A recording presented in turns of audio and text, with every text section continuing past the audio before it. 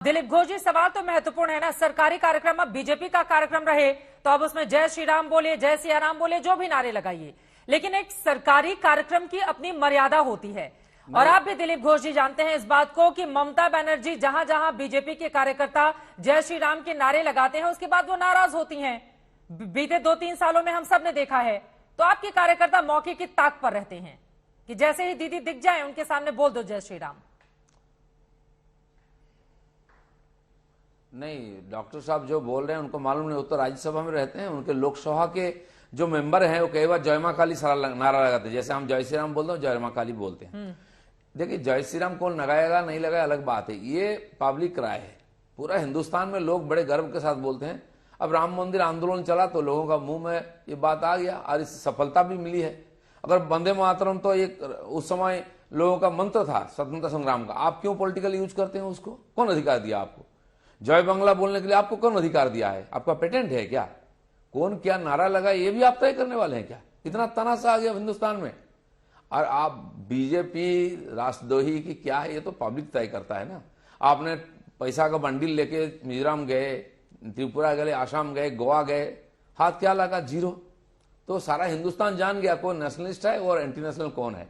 तो अभी तो सीए होने के बाद यहाँ गाड़ी जलाया जाता है, ट्रेन जलाया जाता है, बस जलाया जाता है, हर जगह में एंटी नेशनल एक्टिविटी होती है। पूरा देश के देखिए गैंगस्टर और टेररिस्ट आके बंगाल में छुपे हुए हैं। चाहे मिजोरम का टेररिस्ट हो, चाहे पंजाब का गैंगस्टर हो, चाहे सिमी जमात अलकायदा का लोग जिला जिला में पकड़े जा रहे हैं। बम बंदूक की आवाज आ रही है। वो क्या सिखा रहे हैं? ना तो एडमिनिस्ट्रेशन आता है इनको, ना राजनीति आती है ठीक से, ना देश के बारे में कोई कॉन्सेप्शन इनके पास में है। कल परसों होम मिनिस्टर, प्राइम मिनिस्टर के बारे में ममता बनर्जी क्या बोलती थी? कमर में रस्सी बांध के ले जाएंगे। अब पता नहीं इनके सामने कैसे किस चेहरा से आते हैं। तो इसलिए बात जो करते हैं थोड़ा तोल मोल के बोले। लिखे पढ़े डॉक्टर हैं, उनकी बात भी थोड़ा समझने का लायक होना चाहिए। रास्ता का आदमी जैसा बात नहीं करनी चाहिए। इसमें क्या है ना, अपना गरिमा भी खराब होती है।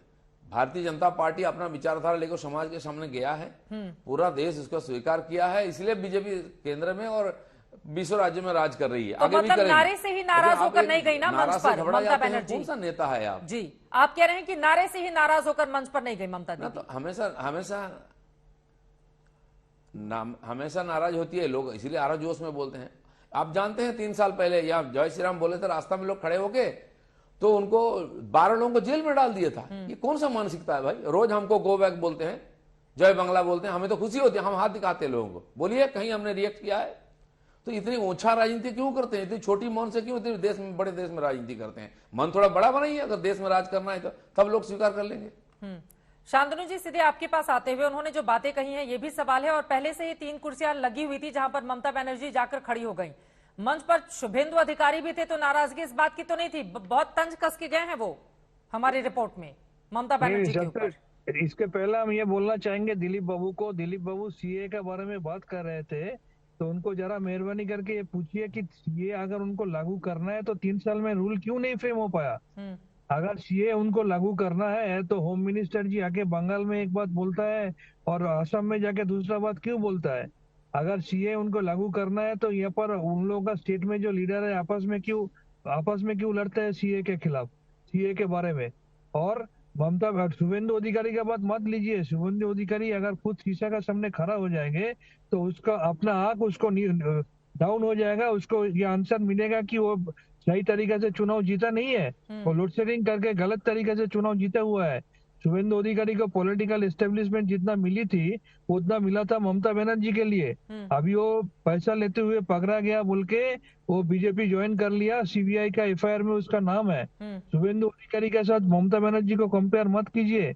ममता बनर्जी अभी आपकी बात सही है, लेकिन शुभेंदु अधिकारी ने ही नंदीग्राम में उनको हराया है ना। ये एक दूसरा तथ्य तो है ही, उस पर ज्यादा नहीं जाते हुए, क्योंकि नंदीग्राम में पहली बार चुनाव के दौरान जब ममता दीदी पहुंची हुई थी, सर मैं मौजूद थी उस रैली में, देखिए जहां पर चंडिका पाठ, माँ काली का पाठ करते हुए तरीके से चुनाव नहीं हुआ। हाँ, वो सब जुडिस इशू है।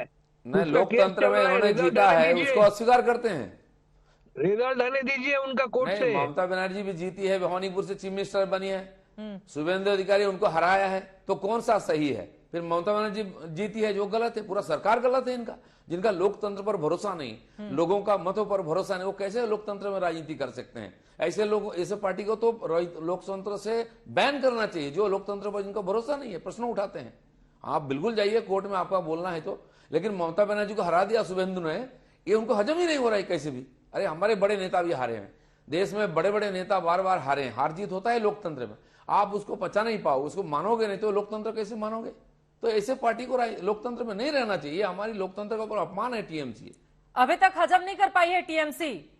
शुभेंदु अधिकारी ने हरा दिया था नंदीग्राम से ममता बनर्जी को।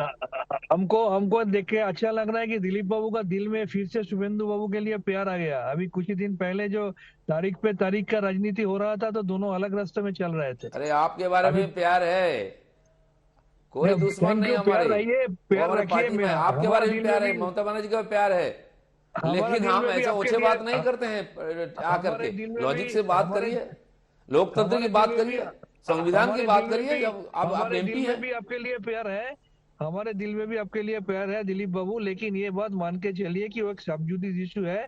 शुभेंदु अधिकारी को भी खुद पता है कि किस तरीके से उन्होंने चुनाव जीते हैं। एक बार कोर्ट का रिजल्ट आने दीजिए, सब दूध का दूध पानी का पानी हो जाएगा। उसको भी मालूम है किस लिए वो बीजेपी ज्वाइन किया है। आपको भी कोर्ट में रिजल्ट आएगा तो आपका आधा पार्टी तो जेल में जाएगा।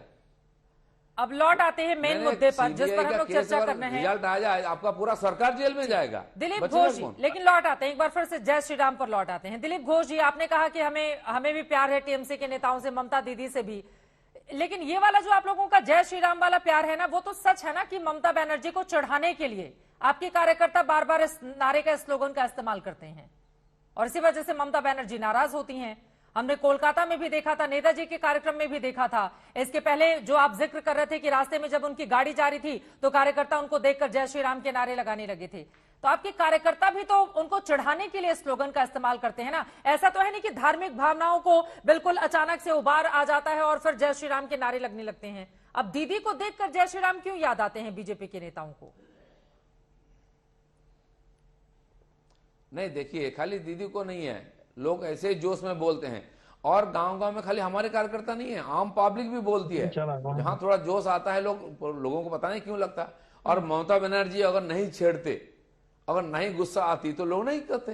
अब लोग राजनीति कर रही हैं, अब लोग नेता है, आपको तो सहन भी करना चाहिए। ममता बनर्जी लोगों को जेल में डाल दें, कोई जय श्री राम बोल दिया, कोई गुनाह है क्या? ये गैरकानूनी है क्या? हाँ, ऐसा करके खुशी मिलती है आप लोगों को? नहीं, पब्लिक तो कुछ भी करेगा। नहीं, मुझे भी रोज बोलते हैं, गो बैक बोलते हैं। बोलिए, हम राजनीति छोड़ दें क्या? ये होता है क्या लोकतंत्र में? उकसावे की राजनीति सही है क्या दिलीप घोष जी? उकसावे क्या, आज भी देखिए, हम मेमोरेंडम देने जा रहे हैं, लोगों को पीट रहे हैं रास्ता में, आज भी मारपीट हो रही है। हम पब्लिक मीटिंग कर रहे हैं, तोड़ रहे हैं गाड़ियों को, हमारे नेताओं को घेरते हैं रास्ता में, शुभेंदु को घेरते हैं, हमारे अभी प्रेसिडेंट हैं डॉक्टर सुकांतो मजूमदार, उनको घेरते हैं रास्ता में, वो घूम नहीं सकते। हमारे 100 नेता को यहाँ दिया हुआ है सिक्योरिटी। क्यों इस प्रकार पॉलिटिक्स क्यों चलेगा देश में, लोकतंत्र में? आप अपना बात नहीं कर सकते, आप मीटिंग नहीं कर सकती। पूछिए डॉक्टर साहब को, हमको ना हॉल देते हैं, ना सभा करने के लिए मैदान देते हैं। आज भी ये सिचुएशन है, मैं यहाँ खड़ा होकर बोल रहा हूँ, कभी भी कैंसिल हो जाता है। क्यों? अब इनको बोलने का कहाँ मुंह है कि वंदे मातरम से डरते हैं, बीजेपी से डरते हैं? ऐसा नहीं होता है राजनीति में। आप छोड़िए राजनीति करने के लिए।